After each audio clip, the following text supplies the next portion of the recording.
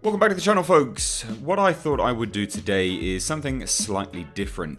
Just to open up the floor for a discussion, basically, on why I think Captain Marvel will potentially be the start of the downfall of the MCU. Now, I know that's like quite a bold claim, I'm aware, but there's a few reasons to really back up this claim, and I want to get your thoughts on this as well. Now, let's remove our prejudice and bias from all of this situation in terms of what you think of the character and all of that kind of nonsense. Let's look at the structure of the MCU to date, and also how Captain Marvel is being marketed. So again, look, I know there's going to be a whole bunch of crybaby whingers in the comments going, oh, she didn't say this and she didn't say that, and you know, all this kind of nonsense, and probably calling me an incel, whatever. But let's take a look at the MCU and the structure that's been happening. So in terms of movies and the characters that should potentially be given a movie over Captain Marvel, let's take a look at that. We have Black Widow, a long-running MCU character, who actually first made their appearance, I believe, in the second Iron Man movie, which is just staggering.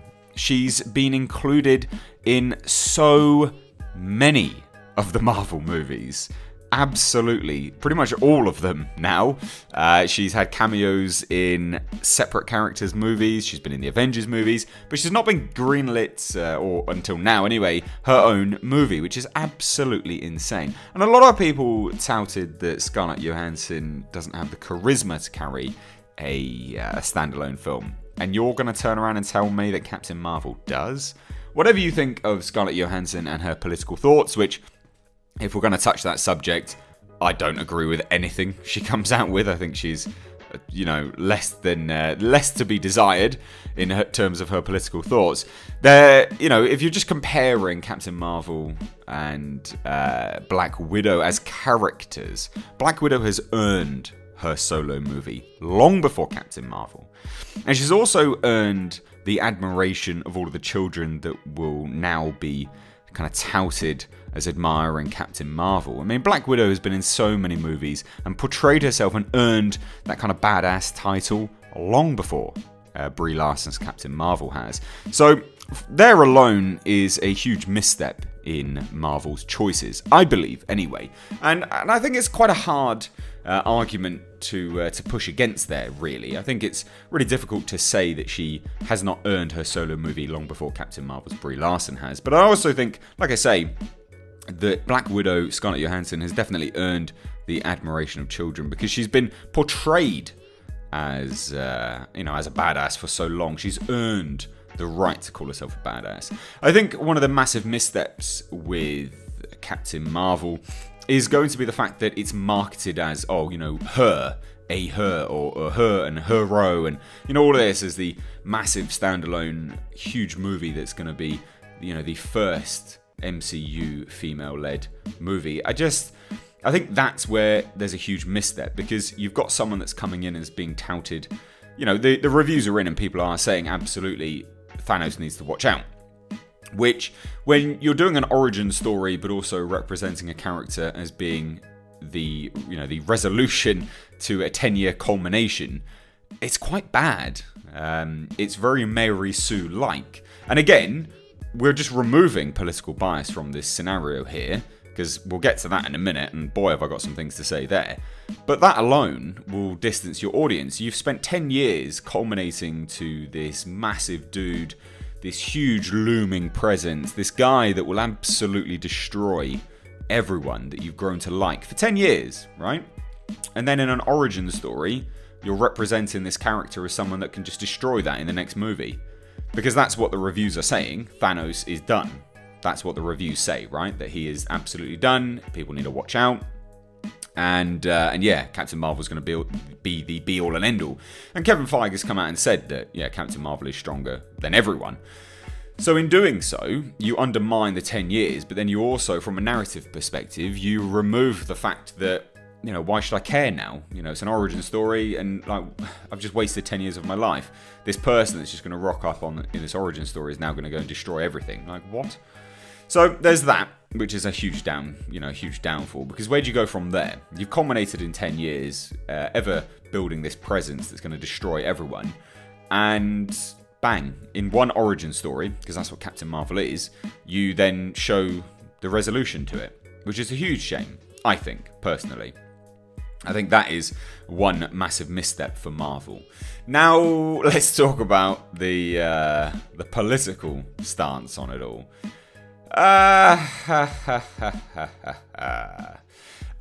Look, the reviews are not universally positive. There are some reviews which show Captain Marvel to not be very good, to be paint by numbers, to be quite bland in parts. You have to hunt for them quite far and wide, and these are not the audience reviews. These are actual reviewers that have seen this. You can find them. There's like one anyway, which I've managed to find, which I'll check up on the screen now. You can see it.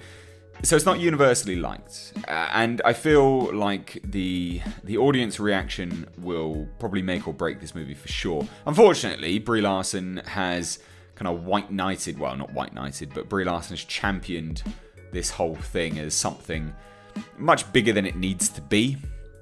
You know, yes, she's an Oscar-winning actress, but she's an Oscar-winning actress years ago, and then she's been in other movies which people have just gone, I don't care about this person. She's old news. And that's part of the issue as well, is that Marvel's kind of downfall with respect to this is that they've hired someone at the time that was kind of, you know, a hot topic, but has now since been in the public eye a little bit more and is not currying favour with, you know, quite a large section of the populace, i.e. white men. And her words are not, you know, not helping that situation at all. I mean, I could be much more brutal than I am now, and I'm sure all the crybabies will jump in the comments and say you're twisting her words. No, I'm not. You can find out all this kind of crap. You know, there's jokes in inverted commas, where she's like, oh, what's that? Is that the patriarchy? Whatever. Anyway. So, you've also got to imagine that, you know, Marvel are going, okay, well, we've hired this person that was a hot topic at the point in time. What's going on now? And that absolutely, they have to be aware of what she's saying. Some of it has to have been approved by PR marketing team. They may have thought that the PR surrounding Black Panther was good, and then they've gone, oh, what we'll do is we'll double down on that. I.e., what I mean by that is, you know, people are like, oh, this is the first MCU black superhero movie, blah blah blah, all this kind of crap, and then they've gone, right, we'll double down on that because that was good marketing. We'll double down on that and really push it. Probably not a good idea that you've done that, especially for a character that has not earned the right to champion this stuff. So, look, there's my thoughts and my opinions, I guess. I mean, I'm not going to get too heavy into the political side of it because I've done a whole other video on this. But I definitely do think that Captain Marvel's Brie Larson has the potential to be the downfall of the MCU. I still think it will make money. There's also rumours that Marvel are not allowing people to refund their pre-purchased tickets for Captain Marvel, which is insanity. Absolutely insanity. Out of it all, I really do think that people should watch Alita over Captain Marvel. And the reason why I say you should watch Alita Battle Angel over Captain Marvel is that Alita is a strong character because she's a strong character. It's not like, oh, you know, she's a woman and she's strong and we have to build up this character to push some agenda behind it. She just is a strong character, and it flows really nicely in with her character arc and how she finds herself in that movie. If anyone, you know, wants to take their child to see a movie because they feel like it's going to be a good representation of, you know, how a small girl should grow up and view herself, and, you know, sends a good message. To be fair, it's Alita. Alita has a much stronger message, which I believe resonates with people in a much better way than Captain Marvel does. Captain Marvel, in my eyes, sends completely the wrong message to people. And like I said, I don't feel like she's earned that right to be an absolute badass in the MCU. I feel Black Widow has. I feel if Black Widow was marketed in this way, yeah, and had a solo movie before Captain Marvel, I think people would have resonated with it a lot better. Obviously, you know, if Scarlett Johansson hadn't made, you know, feminist comments like Brie Larson had, then it would have been much more universally praised. But there's my thoughts. What do you think? Do you think Captain Marvel has the signs and the the kind of prophecy of the downfall of the MCU? Let me know. So here's a discussion video. Let me know your thoughts down below. As always, like I said, hit subscribe, stay up to date on all of this. Thank you so much for watching. Take care.